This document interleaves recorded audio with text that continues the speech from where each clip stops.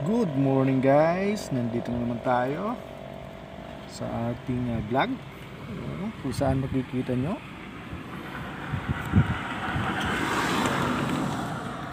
ito yung ginawang wall para sa protection laban sa malalaking alon.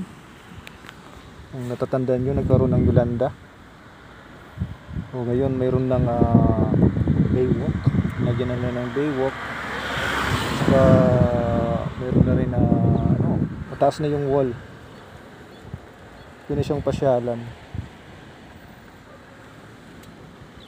In case magkaroon na naman ng tsunami, mape-prevent ng wall na to kasi mataas siya. So biyahe tayo pupuntang San Jose, galing pala pupuntang Awan.